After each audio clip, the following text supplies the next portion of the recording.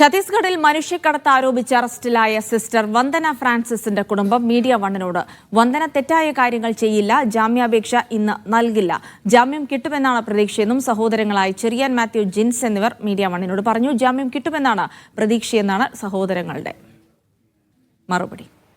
ഛത്തീസ്ഗഡിൽ മതപരിവർത്തനവും മനുഷ്യക്കടത്തും ആരോപിച്ച് police arrest ചെയ്ത കന്യാസ്ത്രീമാരിൽ ഒരാളായ വന്ദന ഫ്രാൻസിസിന്റെ കണ്ണൂർ ഉദയഗിരി പുല്ലരിയിലുള്ള വീട്ടിലാണ് ഞാനുള്ളത്. ഇവിടെ വന്ദന ഫ്രാൻസിസിന്റെ 2 സഹോദരങ്ങളാണ് ഈ വീട്ടിലുള്ളത്. എന്താണ് ഈ സംഭവവുമായി ബന്ധപ്പെട്ട് അവർക്ക് കിട്ടുന്ന വിവരങ്ങൾ, എന്താണ് അവരുടെ ഒരു ആശങ്ക എന്നൊക്കെ ചോദിക്കാം. എന്താണ് ഏറ്റവും ഒടുവിൽ കിട്ടുന്ന ഒരു വിവരം? ഇപ്പം കേൾക്കുന്ന വിവരം അനുസരിച്ച് ഇന്ന് ജാമ്യത്തിന് വെക്കുന്നില്ല എന്നാണ്. ഇന്ന് ജാമ്യം അപേക്ഷ നൽകുന്നില്ല. അതാണ്.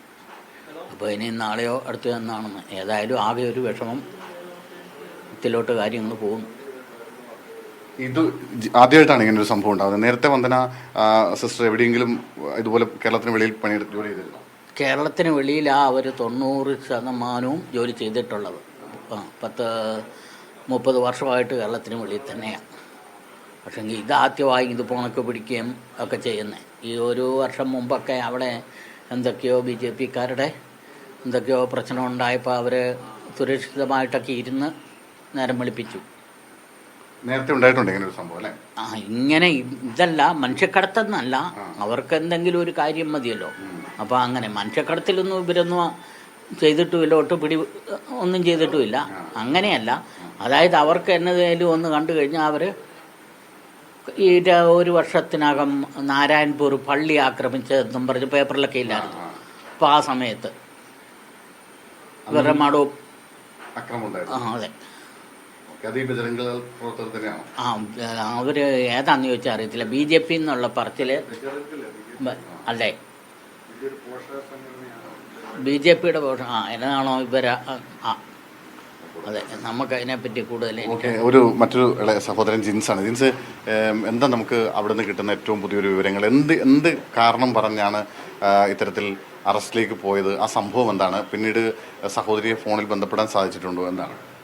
സഹോദരിയെ ബന്ധപ്പെടാൻ കഴിഞ്ഞിട്ടില്ല. കാരണം ഇവർ പിടിക്കുന്ന നേരത്ത് തന്നെ മൊബൈലും എല്ലാം മേടിച്ച് സ്വിച്ച് ഓഫ് ആക്കി വെച്ചു. അപ്പം സംഭവം എന്ന് പറഞ്ഞാൽ ഇവർ അവിടെ ജോലിക്ക് വേണ്ടിയിട്ട് വന്ന 3 കുട്ടികളുണ്ട്. അപ്പോൾ ഈ ദുർഗ് റെയിൽവേ സ്റ്റേഷനിൽ നിന്ന് ഒരു 10 മണിക്കൂറുടെ യാത്രയുണ്ട് ഈ പിള്ളേരുടെ വീട്ടിലേക്ക്. അപ്പോൾ അവർ 3 പിള്ളേരെന്ന് പറഞ്ഞാൽ 20-21 വയസ്സിന് മുകളിലുള്ളവരാ. അപ്പോൾ ഈ 3 കുട്ടികളെ അവരുടെ ഒരു കസിൻ ബ്രദർ ഇവരിലൊരാളുടെ ആ പുള്ളിയാണ് കൂട്ടിക്കൊണ്ടുവരുന്നത്. അപ്പം ദുർഗ് റെയിൽവേ സ്റ്റേഷനിലെത്തി. അവരൊരു 10 മണിക്കൂറെങ്കിലും ബസ്സിനും ഒക്കെ യാത്ര ചെയ്യണം. അപ്പോൾ അത് കഴിഞ്ഞ് മറ്റേ കൊണ്ടുവന്ന പുള്ളിക്കും പോകണമല്ലോ. അപ്പോൾ ഇങ്ങോട്ട് ഇവരെ തന്നെ വിട്ടാലും ഇത്ര ദൂരമല്ലേ, ആദ്യമായിട്ടാണ് ഇവർ വരുന്നത്.